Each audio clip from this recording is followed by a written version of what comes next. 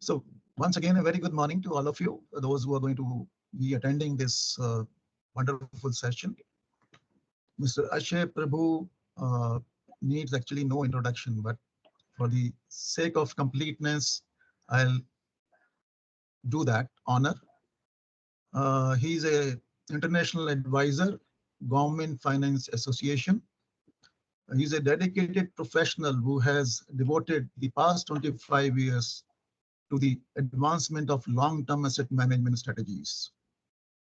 His expertise spans across investment models and life cycle strategies tailored for government entities at various levels, be it federal, state, or local. What sets him apart is his profound grasp of strategic asset management, a concept he introduced to Australia's government sector over 2 decades ago. He is a true visionary. Ashay's journey led him to co-found API GAM in 2003, the Asia Pacific Institute of Good Asset Management. This innovative institution, headquartered in Kuala Lumpur, Malaysia, emerged as a collaboration between Ashay and Dr. Penny Burns through the United Nations Development Program. APIG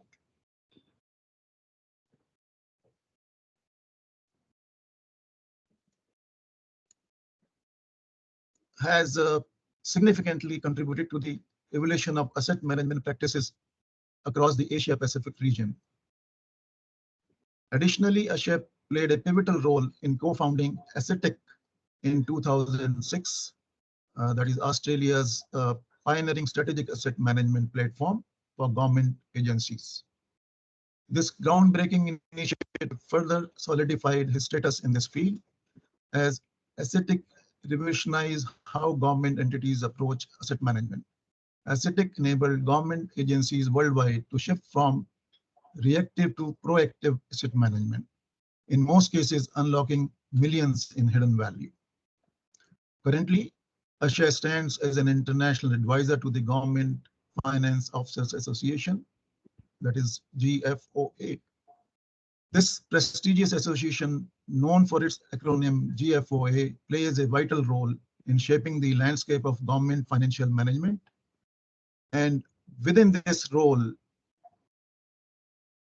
Ashay is deeply involved in the development of best practices, policies, and guidelines that encompasses strategic asset planning, financial budgeting, long-term asset management, and climate analysis within the government sector. Ashay's unwavering passion lies in enhancing the capacity and capability of government entities. His vision extends beyond immediate horizons, aiming to empower governments to undertake 25, 30, and even 50 years analysis of their long-term infrastructure management. Through his tireless efforts, Ashay continues to make invaluable contributions to the field and leaving an indelible mark on strategic asset management within the government sector. So with this, I request now the MC to take it further. Thank you, sir, for that insightful introduction. It is indeed an honor to have Mr. Akshay Prabhu amongst us today. Without delay, let's hear from Mr. Prabhu. Over to you, sir. Thank you, thank you. And next time maybe we need to work on that introduction. It's just too long. I think it's from the LinkedIn profile. But look, anyway, thank you, Mr. Colonel Yadav and Rupesh, Professor Rupesh. I'm really honored to be here today. I'm going to share my screen and make sure the technology works. Rupesh, can you confirm that you can hear me okay? Yes, sir. We can clearly hear you. Yeah. So I'm going to share screen, and at any point, if the voice drops or the screen freezes, please please let me know, because I won't be able to see you once I start sharing the screen. Yes, yeah? yes. Yeah. Can you see my screen now? Yes, yes, it's visible. Okay. So just a couple of introductory remarks, I'm going to treat the next 35-40 minutes as fundamentals in strategic asset management, keep it fairly informal and interactive, which means you can absolutely stop me at any time and ask questions if you prefer doing it that way. That way we have a interactive dialogue as opposed to a masterclass style presentation. But what I'll also emphasize is strategic asset management evolved from the International Infrastructure Manual many years ago. And even today, a lot of the literature and a lot of the terminology, when we get into the financial sense, is still expressed in US dollars. So a lot of the slides will have financial part of the strategic asset management process expressed in US dollars. So you'll have to bear with me when I present it that way. But a lot of the literature, even in India and Southeast Asia, whether it's from the World Bank or United Nations, when it comes to infrastructure, it is in US dollars. So let me just also give a bit of context. The government-based strategic asset management is about facilities, about transport and rail, about road pavements, highways, freeways, airports, infrastructure that is owned by city corporations, infrastructure that is owned by local government municipalities or state governments that can range from bridges to underground utilities. This is not about plant and equipment. I just want to emphasize that we're looking today in today's session at long life infrastructure, which is provided by governments in relation to providing community services. And long life infrastructure typically, when you look at an eye span, when you look out of your window and you look as far as you can, that infrastructure value is often in billions of US dollars. And what I mean by replacement cost is if you have a look at that particular view span there, that could be anywhere from $5 to $10 billion in that span.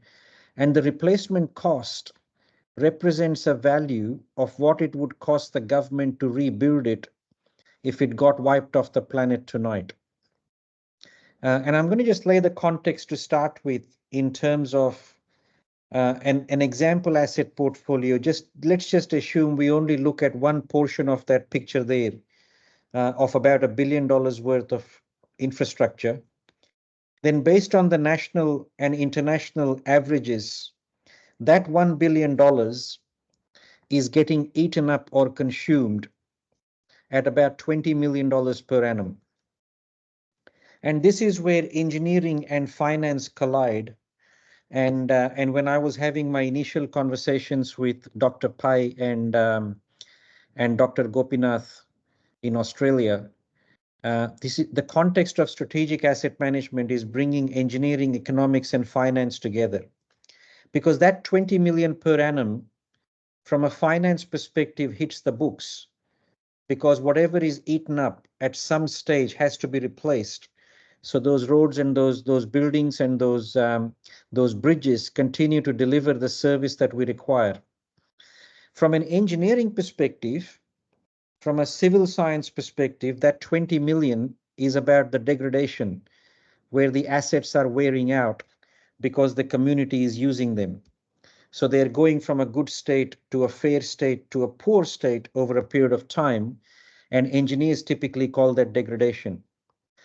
But irrespective, from a long-term planning perspective, $1 billion is getting eaten up at about $20 million, which means by the time we finish this session, we would have eaten up in our own government sector, wherever we live, whichever city we live in, we would have eaten up a small picnic bench or a couple of bays of footpath, or for a few sections of pipes. And the context of this is important because our job as strategic asset managers is to somehow reduce that rate of consumption from $2,000 an hour on $1 billion worth of assets to perhaps $1,500 an hour. So we can actually stop that rate of degradation from becoming a backlog.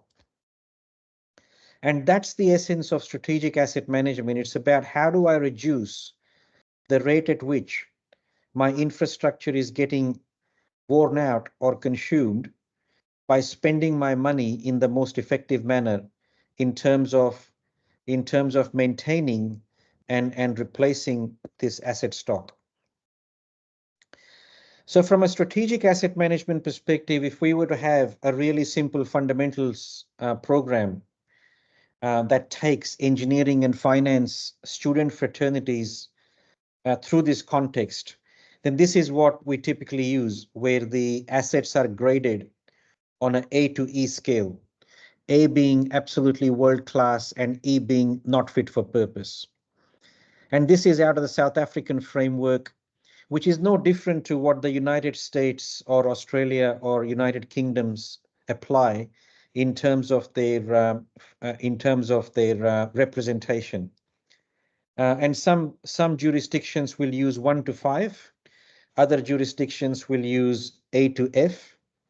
But the reality is, in any case, the focus for strategic asset management is that end phase of the life cycle, which is what proportion of my infrastructure do I have in that E to F phase where it's going to cause me angst.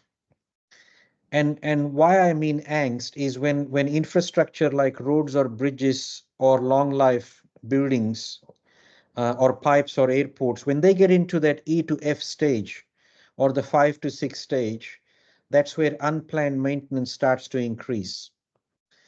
And Dr. Gopi was very vocal about this in that Ballarat conference in a refinery, where constant unplanned maintenance can lead to significantly higher risk or failures in plant and equipment sense, but it's no different to also an infrastructure sense, whether it's a bridge or an airport.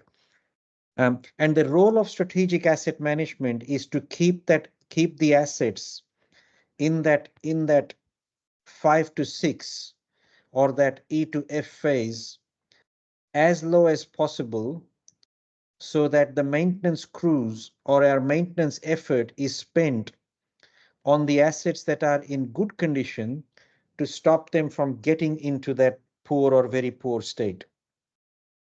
And this context is really important because unplanned maintenance is dangerous, not just from a risk perspective, but it's also not ideal, because our effort is going into infrastructure that is causing us grief and repeatedly failing, when our effort should be going into this yellow phase where we can stop them from getting into that orange or red. And an asset management plan that is able to cope with that philosophy and looks at a 10 to 20 year vision for managing what we are building is a really robust asset management plan. So I'm going to take a little pause and just let you think about the trillions and trillions of dollars of new infrastructure which is being built in India at the moment through the government finance funding, through World Bank funding, and those trillions of dollars of infrastructure are going to degrade at some point and compete with maintenance funding with the existing infrastructure. And that's where the country needs to be really focused on ensuring that we don't end up with a backlog because we can't cope with the assets that are creeping through. So here is a really simple example. Let's just say it's the municipality of Mumbai, or any municipality for that matter, that is in charge of its facilities or its road pavements, its bridges, its underground pipes and footpaths, the open spaces that deliver services to the community. Now, inherently, the municipality or the state government would need to have a long-term financial plan. And a long-term financial plan that clearly articulates, like you can see on the screen here, how much money is being invested for this existing infrastructure in both capital as well as maintenance for the next 20 years, so they can keep the assets in the poor and very poor state to under that $10 million threshold. I'm just going to let you soak this in a little bit because there is a lot of literature on the screen. So I'll just walk you through this really slowly. This is an example where the city has got about $600 million worth of facilities, buildings that deliver community services of about $600 million in replacement cost, spread across their administration offices, their civic centers, their recreational centers, etc., their libraries. It's spread across all of those infrastructure types. Of that $600 million, about $7 million is in PVP, or poor or very poor state. It's that E to F.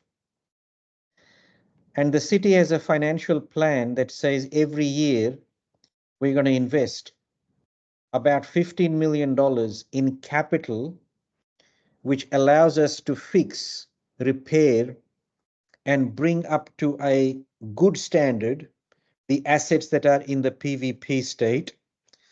And at the same time, we're also spending about $6 million on annual maintenance to keep those assets safe and serviceable, like roof repairs, replacing carpets, painting, etc.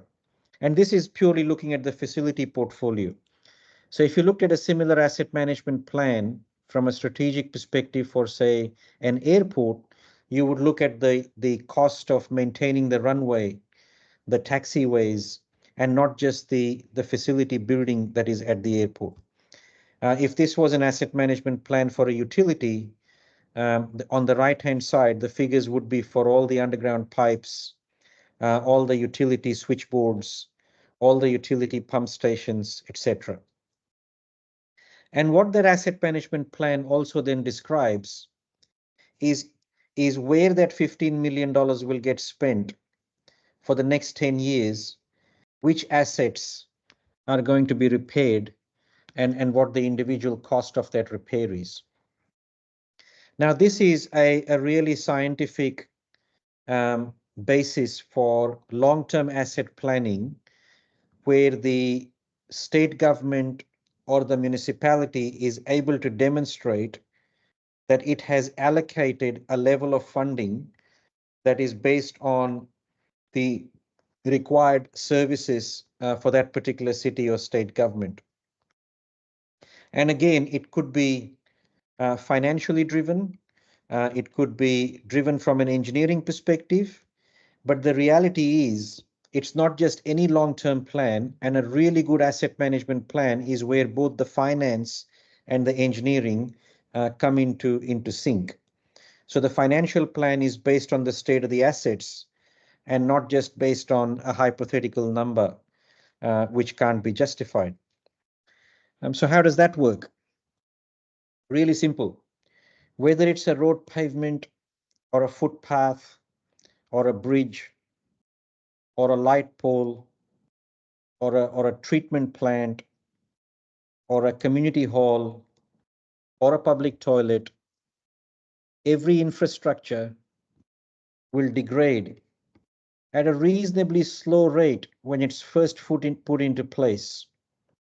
And then that rate of consumption, or that rate of degradation, or as finance people would call it, the rate of depreciation, would start to escalate, and the asset reaches this phase of unplanned maintenance, which means we are not able to cope with the repeated failures that are occurring on that infrastructure, and the asset enters a zone of what is called a PVP, or poor and very poor.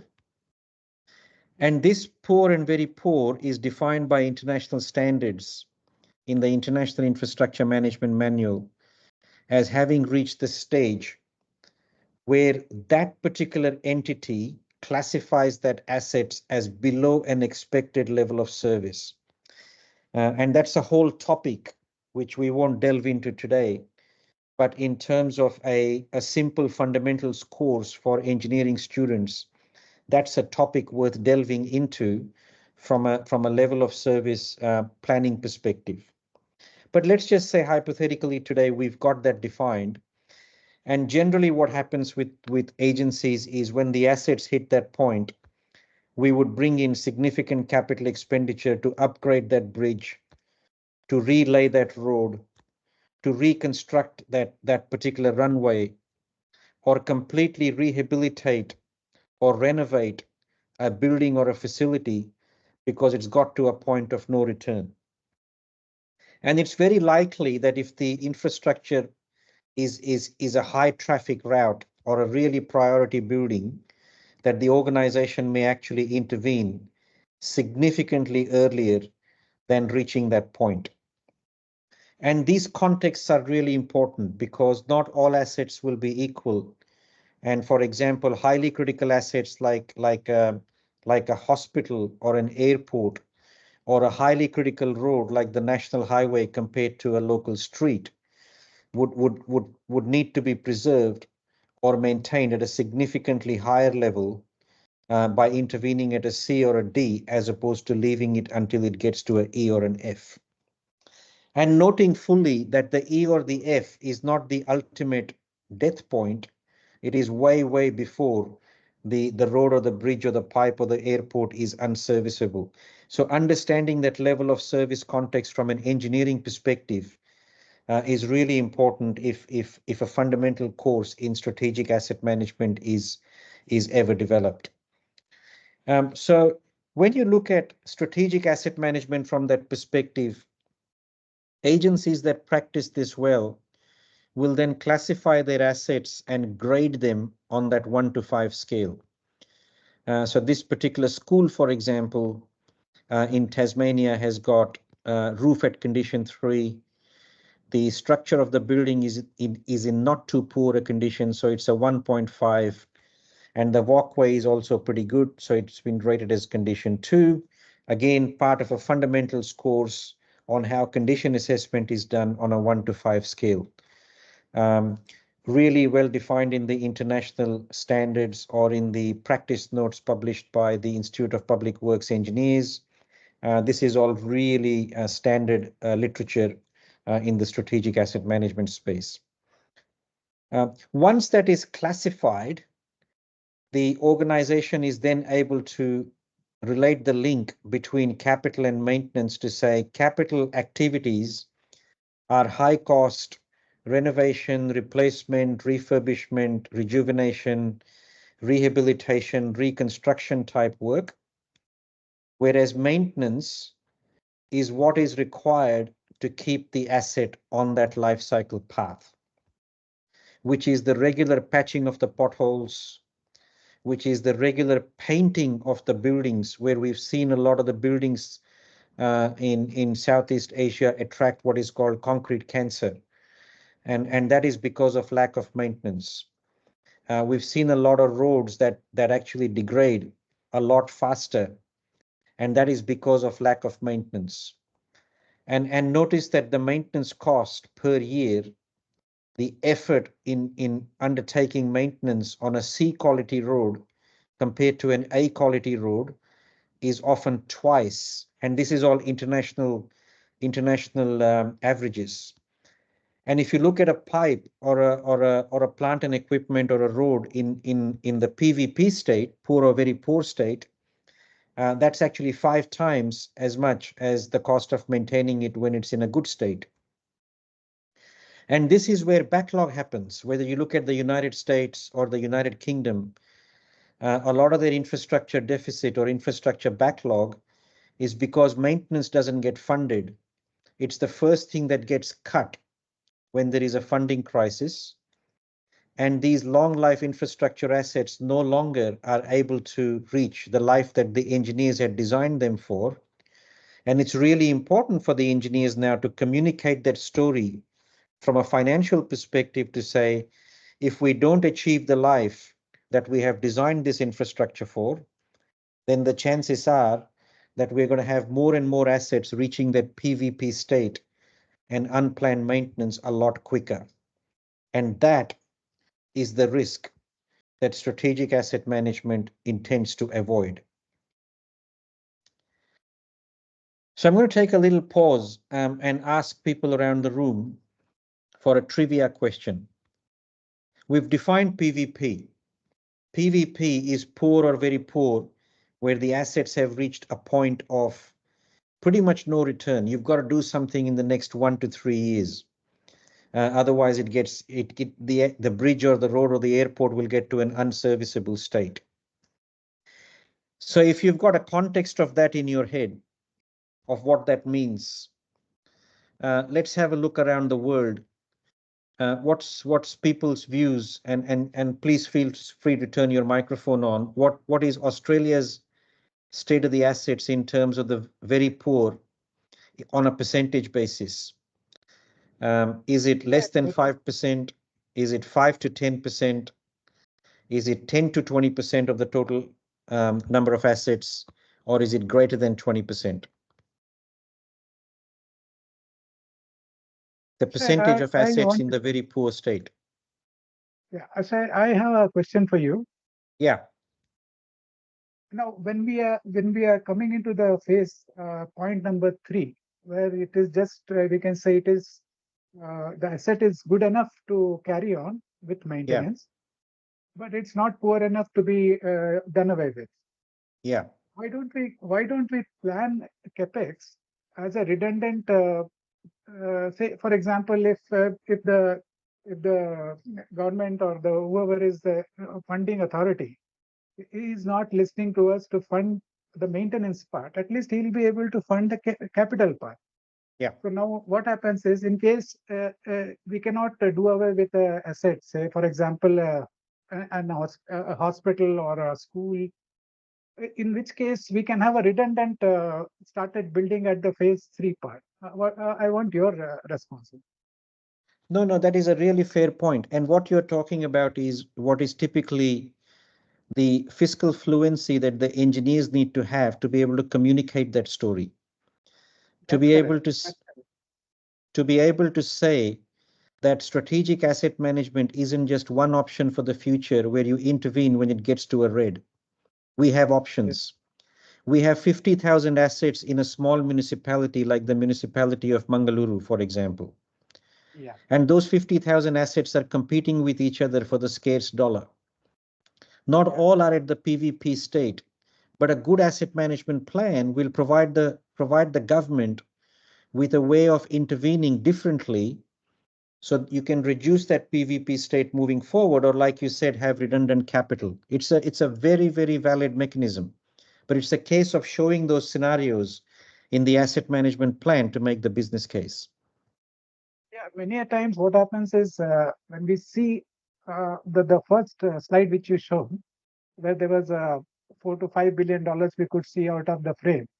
Yeah. Now, in those assets, if you see, there are some assets which are dependent on the other assets. For example, if the pipe is bad, my house doesn't have any. So what we say, the asset, the categorization of asset as per the importance of that. So for example, that's criticality. Criticality of the asset.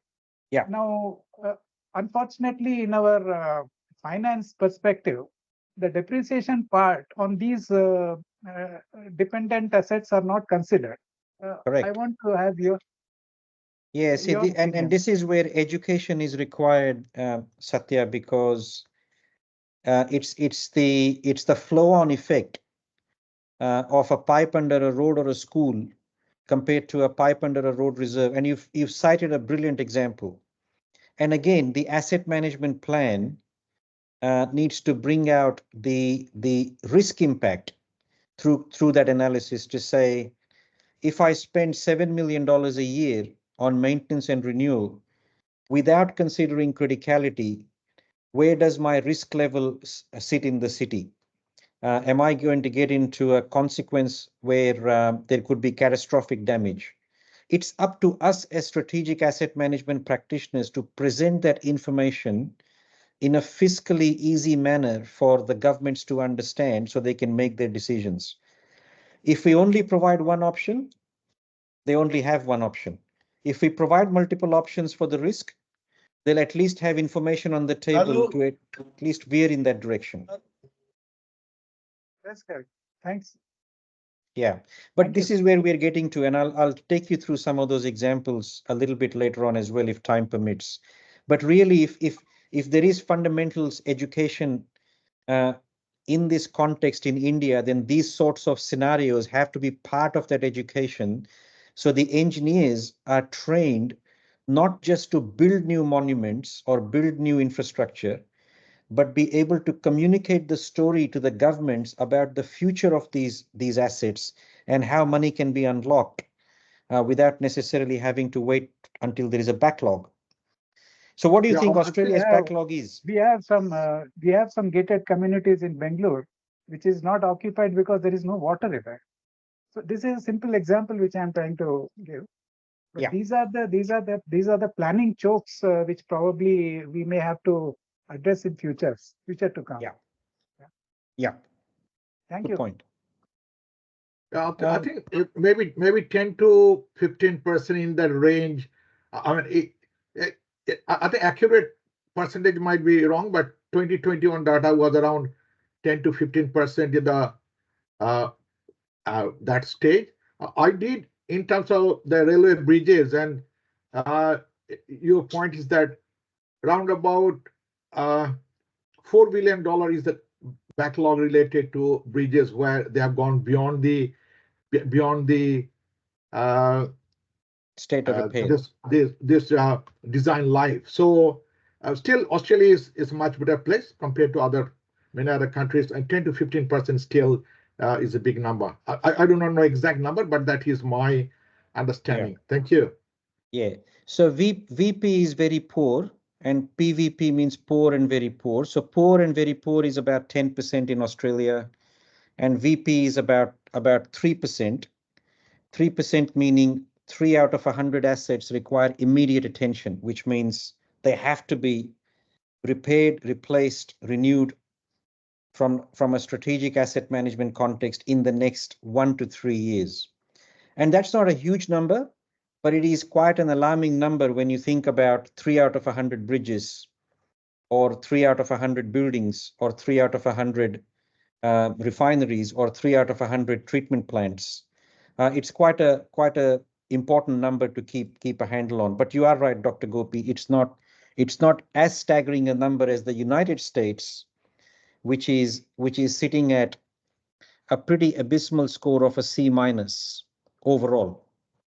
So these infrastructure grades are done by the respective Institute of Engineers. So in the US, their Institute of Engineers has come up with a C- grade, and their percentage in very poor is 7 out of 100, which means 7% of their infrastructure is in very poor state.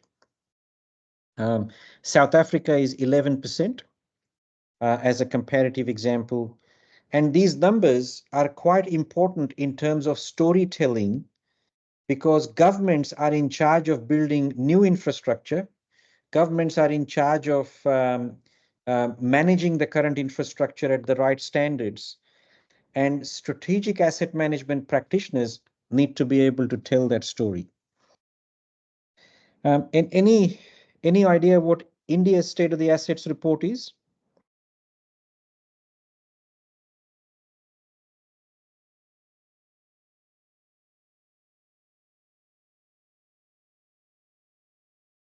No?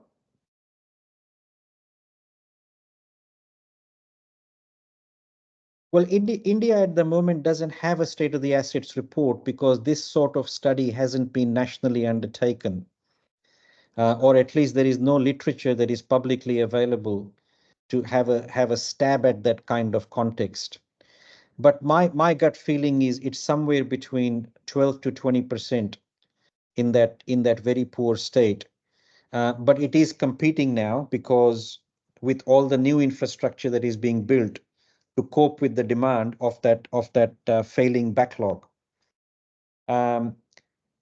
By the way, one of the initiatives that AMSI could take, in my opinion, like we did here in Australia with ACM, is assist the government in undertaking this type of a study in a city, as an example, or a state, as an example, to kind of put this type of information in front of the politicians and the governments, to kind of create some understanding of what the context of strategic asset management is. Sorry, Gopi, you've got your hand up. Yeah, that's right. I think whatever you told that may be true in terms of India for the urban one, but my gut feeling when I go into the rural and other places, it might be more because even the funding related to repair and replacement is done quicker in the urban sectors, but in the rural and regional. So I'll be surprised if it is not more than 25 or 30%. So there is a huge opportunity to address those things, not only in the urban sector, but also in the rural sector. That is my, I have not done detailed research, but from what I see in the urban, it is a little bit better position compared to the rural one. Thank you. And there's a lot of infrastructure funding also going in the urban one, which is helping fix that backlog, not just create new tunnels.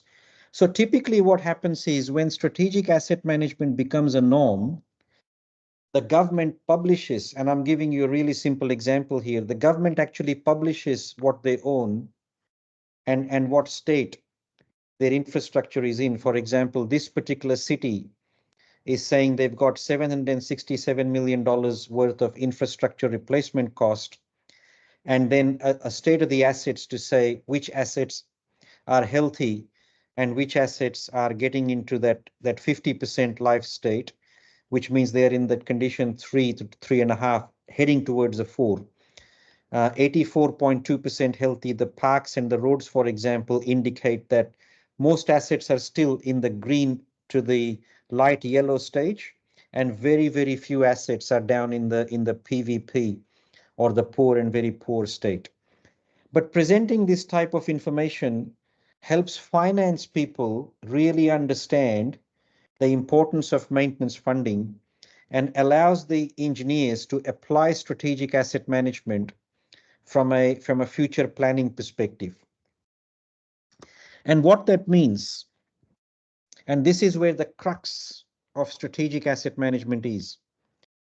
And I'd like your attention, please, if I can, here on the left-hand side, which is representing on a spatial map a coastal city's public infrastructure in the green to red stage. So these are, there's about 10,000 assets there, and I've just zoomed into one particular area, which is showing the assets in condition 4 and 5. There's quite a substantial number of assets that have reached that point. And their story was about getting from a degrading, which is most assets are in PVP, over 3 to 5 to 10 years. How do I get to a stage B, where I have a significant amount of my assets now in the better state in the future? But here's the catch.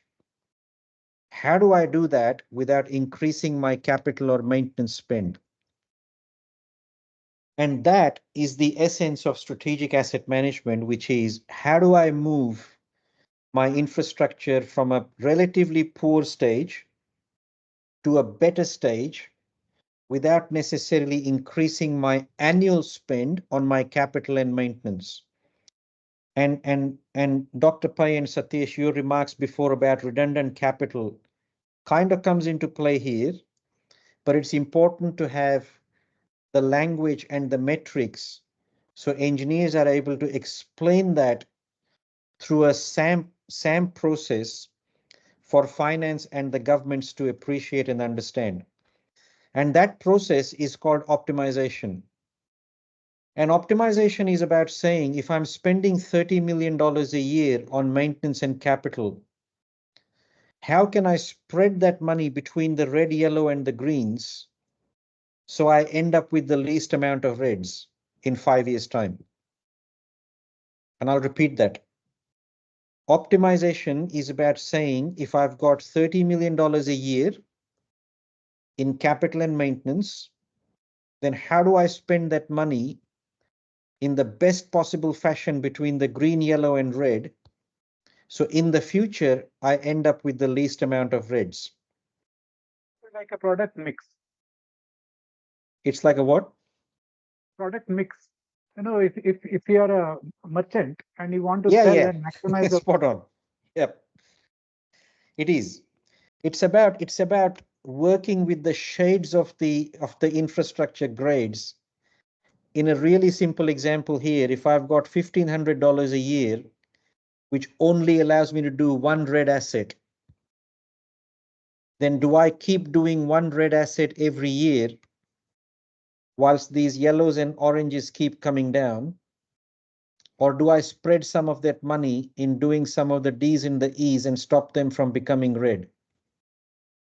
It's a politically difficult situation unless you've got a range of scenarios where the engineers and the finance people have got together to have a story that illustrates that we will end up in a significantly better position.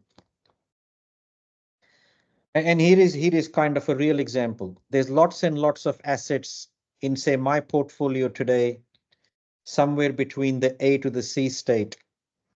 There's some assets in the D and the E, and there's also some assets in the F. And I've got $20 million a year to spend. But depending on how I spend that 20 million, if I spend all my 20 million on the bottom end, there's a trickle effect from the top that's coming through. And over a period of time, I can demonstrate through some simulations that I'm going to end up with a bigger backlog. Or if I spend that money differently, I could end up in a fairly catastrophic situation.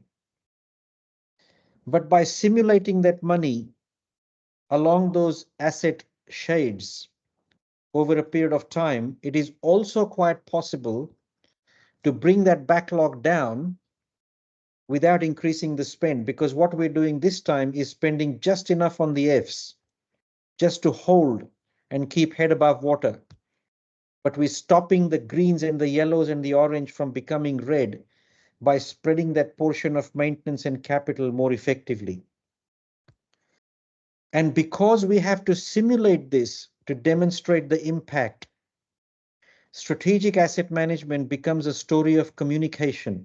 These scenarios have to be presented. We can't just present one scenario to say life will be bad. As engineers, we have to present scenarios that say, I can demonstrate that life can be better if we can spend the money either differently, or you give me just enough more to do some redundant capital or have a reserve fund that copes for the forthcoming backlog. And these are stories of success where organizations have been able to unlock a lot of maintenance dollars because the strategy now has shifted from fixing the worst, and fighting fires to having a government strategy that aims at maintaining assets before they get into that worst stage. And that becomes the essence of strategic asset management that says, I might have 90 or $100 million in this case in the PVP state.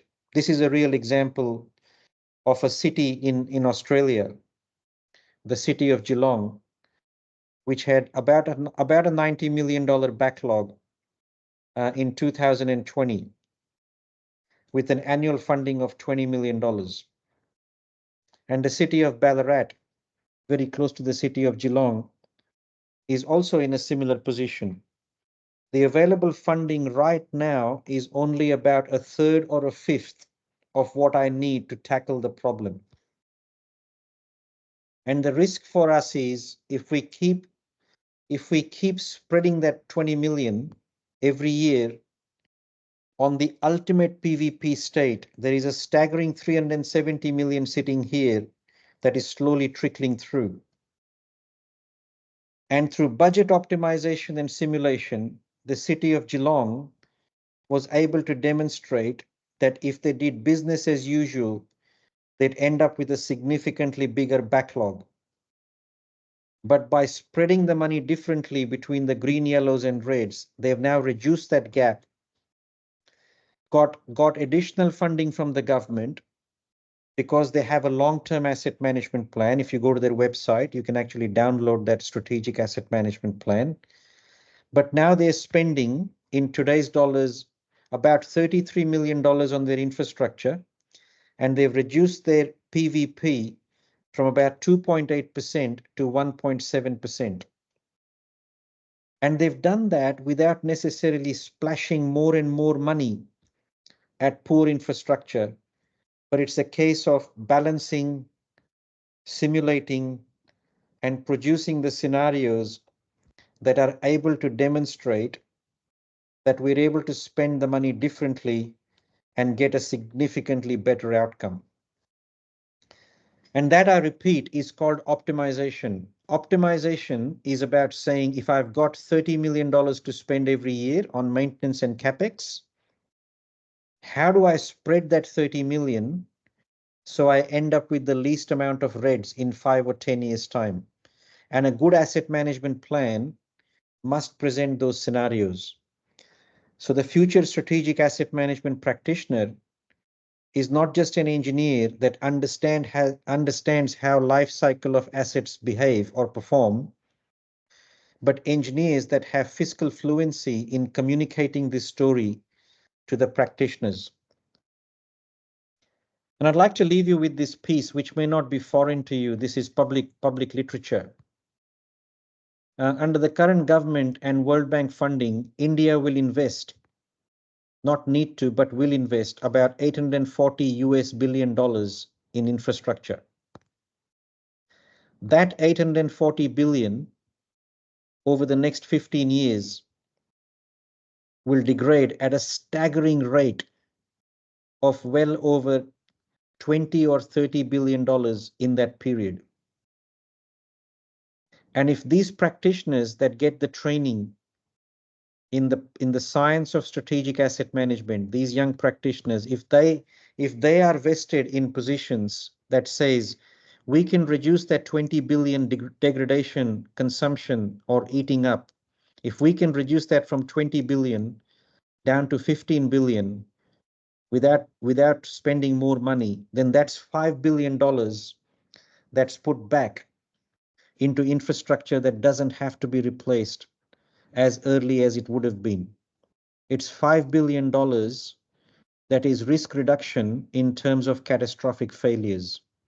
It's $5 billion that could go into a program that would do something different in terms of infrastructure needs. And if you go back to that city of Geelong, their context here was they are now putting back around $1.5 to $2 million out of existing funding because they have reduced the amount of infrastructure that is ending up in the PVP state. And that is the simple philosophy of strategic asset management. Do I understand the state of my assets? Can I predict what the state of assets will be in 5, 10, 20 years' time?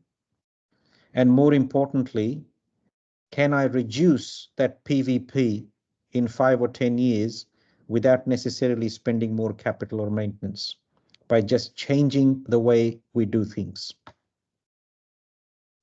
On that note, conscious of time, a very, very quick introduction to strategic asset management and the classic science of bringing engineering, finance, and economics together. I hand it now back to the MC for the proceedings, and we can have more of an interactive discussion if you like. Thank you, sir, for such an engaging and insightful presentation. Now the floor is open for questions. So I request the delegates, if you have any question, please pose them. Yeah, I think that was an excellent presentation. and very useful related to better utilization of the fundings. Two things. One is how to bring the criticality in that decision, and also the fairness, because sometimes what is fair in terms of the expectation. If some remote place only 2,000 people they are traveling in that road, and then another one is that 60,000 people traveling in those roads. It's a little bit complex, and it's not that economics and also the engineering, but ethical, moral, and those decisions related to this infrastructure. So I know that time is time is short, but let us think in that way, that how we bring those things, that equity and fairness and access to these assets and this what is fair, those things in that decision. It's absolutely part of the SAM culture, right? Not all assets will be equal, and criticality has to be part of those simulations, because you might want to, as an agency, intervene on critical assets even at a B, not even a C. And why? Not just because they're high utilization or high risk, but it could also be because from a public perception perspective, or a community obligation perspective, that particular hospital, that particular precinct, or that particular road or highway may have a significant impact on the overall level of service of the community. Now that is an ethos that a good future strategic practitioner should be able to evolutionize within the organization. And there is so much literature on that in the Asset Management Council and the IPWEA practice notes. There's no shortage of literature. It's about education and ensuring that engineers are taught this stuff when they are in their courses, as opposed to just focusing on design, construction, and those type of elements. Level of service is another context, Gopi, that goes into the fundamentals program, if you like. How do you determine what level of service is palatable? For example, in the urban areas, the threshold might be really high, really low, which means we can't tolerate the rail track or the locomotive not being on time, because that particular line is carrying over 100,000 people every hour. In a rural area, that might be a different expectation. Again, level of service in the strategic asset management context becomes important.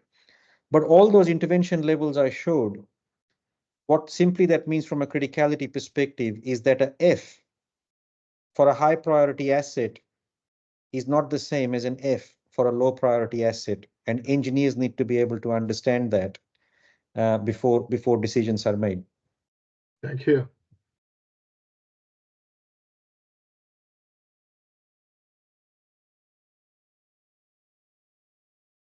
Mr. Ashay, I had one small question. Is this optimization of the spend? Yeah. When we talk about the optimization of the spend, is it done with some mathematical model, or is it having an algorithm, or do we take a decision on a consensus basis, or what is the normal practice which is going on in Australia? That's a great question. So I'll give you so technically speaking, in the absence of a mathematical model, it is intuitive. Intuitive meaning politicians, engineers, finance, governments collaborate, and there is what is called a consensus on how much money, where, etc. Now, what I showed you there on the screen from an optimization perspective, if there were only 50 assets, you could do that in a spreadsheet and simulate it 500 times and hit the optimal solution within a matter of hours. When you've got the smallest municipality or the smallest state government anywhere in the world now has over 50,000 individual assets, spreadsheets won't cut it. And yes, there are mathematical models and algorithms, that will take that data and simulate billions and billions of scenarios to come up with the optimal solution. And then the engineers and finance staff can push and pull the levers to say, what if I throw a bit more funding into the high priority area? Show me what the world will look like in 10 years' time. Or what if I cut the funding in a low priority area? What would happen? And in Australia, that has become the norm. So here, for example, we cannot raise government rates on infrastructure unless the municipality has a forward-looking asset management plan that can defend why that is the case. So I was in Sydney last week, for example, assisting a couple of cities where they want to apply for a special tax increase, but they can only do that by producing the simulations and community consultation to say, why do we need that additional money? Is it because demand is increasing and our models are showing that the assets will degrade quicker? Without that, there is no conversation. So yes, you're right. There are mathematical models that are required. Fundamentally uses engineering data and uses finance input in terms of available dollars. But then, like Dr. Gopi said, it also uses criticality, it uses utilization, and it uses a number of rule bases to be able to make those decisions. But that's a topic for another day. It's a very deep topic.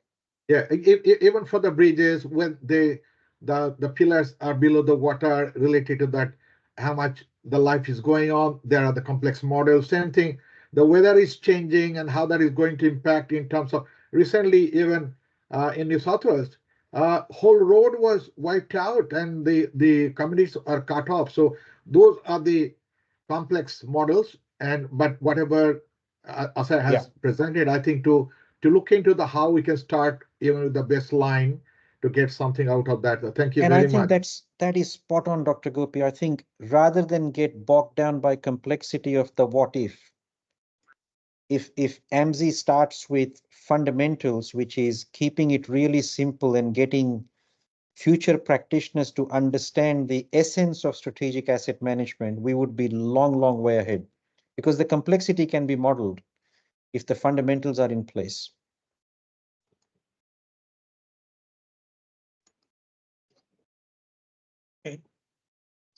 Sir, one question.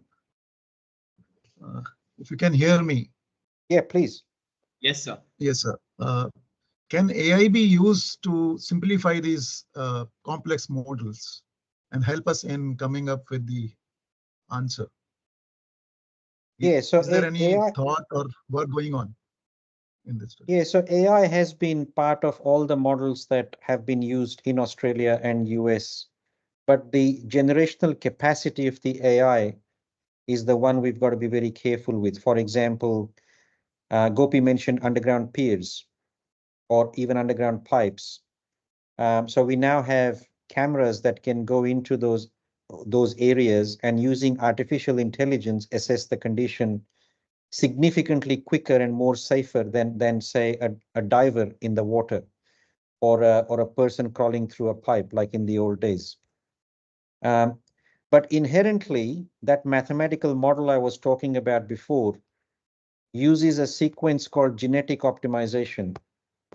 And genetic optimization is a subset of AI in the sense it uses a process of selecting candidates by doing multiple permutations and combinations between the red, yellow, and green to actually simulate the correct outcome.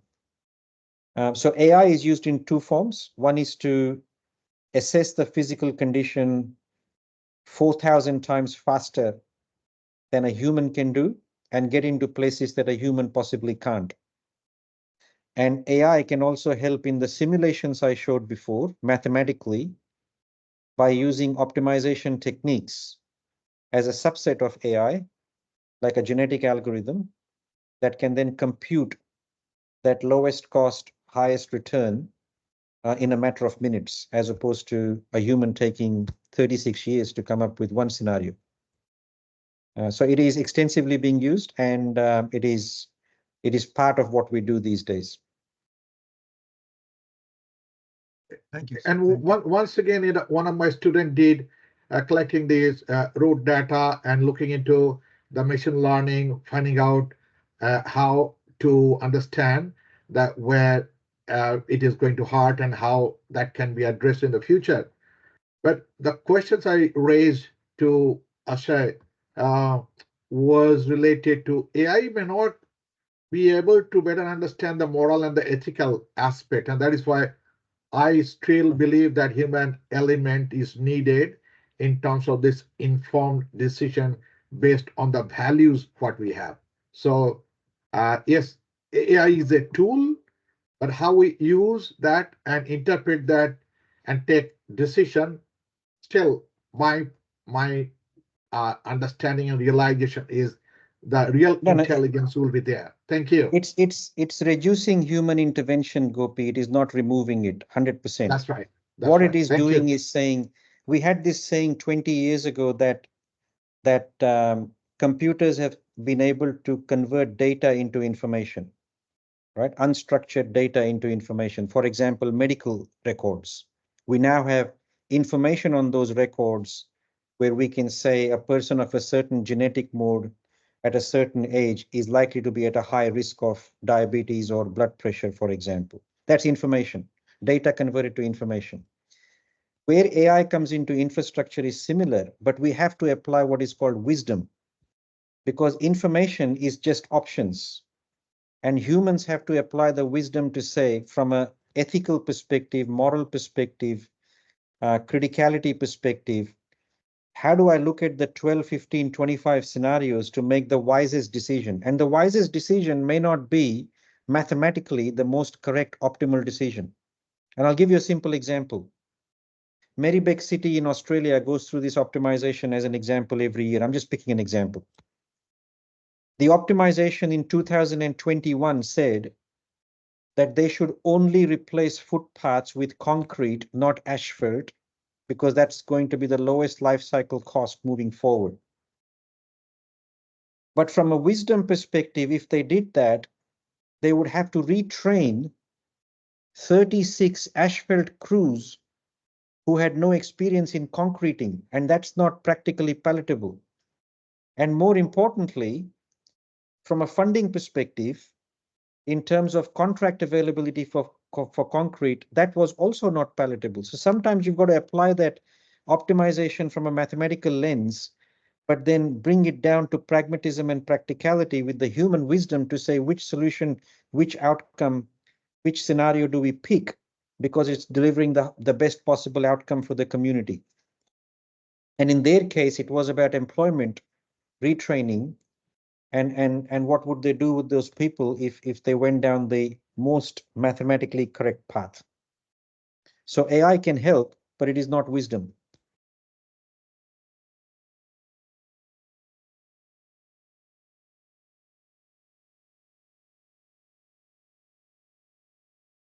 And I guess Yeah, it's the same as a Google map. It can help us to get from A to B and find 7 or 8 really good restaurants on the way, but we have to apply the wisdom to say which one do we pick. It does pick one, but may not be the one we want. Yeah, any other questions? I think that was an excellent presentation, touching upon the various aspects of strategic asset management in the government sector, and quite a few good questions from the audience, especially Gopi, Mr. Sima, and Colonel Yadav. We really enjoyed the excellent graphics and the way the presentation was made. Thank you, Ashay, and thank you all. I think I should hand over to the MC. Rupesh. Thank you everyone for making this session an engaging one by all the insightful questions. Now, as we near the end of the event, it is time to express our gratitude. May I now request Mr. Satyesh Simha to deliver the vote of thanks. Over to you, sir. Thank you, Mr. Rupesh. Gentlemen, good afternoon. Distinguished guests, speaker, and participants. I stand before you today with immense gratitude and a heartful of appreciation. This webinar has been an enlightening experience, and I would like to extend my sincere thanks to everyone who have made it possible. At the outset, I would convey my gratitude to the Master of Ceremony, Professor Rupesh, for having convened the occasion. Thank you, sir. I would like to extend my deepest gratitude to our esteemed speaker, Mr. Akshay Prabhu. His insights, knowledge, and expertise has enriched our understanding of the topic. Thank you for sharing your valuable time and wisdom, sir. I would like Thank to you. extend my gratitude to Professor Raghuveer Pai, Colonel Sunil Yadav, Professor Gopinath Chattopadhyay, and all the dignitaries and eminent personalities who have graced this occasion by their presence. Thank you, sirs. I extend my sincere thanks to the organizing committee, the technical committee who have tirelessly worked for the seamless execution of this webinar. Thanks to the sponsors, the partners, and the media. Their support and collaboration made this webinar possible. Thank you all for believing in our vision and contributing to its success. Thank you very much. Thank you, Mr. Satish Singha, for the vote of thanks. And thank you, Master of Ceremonies, Mr. Rupesh. Yeah, Colonel Yadav, you put your hand up. Oh, okay. Just acknowledging. All right. Okay. Thank you. Yeah, thank you all. That was an exciting morning to start with. I think it's evening time for those in Australia anyway. Thank you. Thank you again. Thank you. Thank you. you. Thank you. Thank you. Bye. Bye.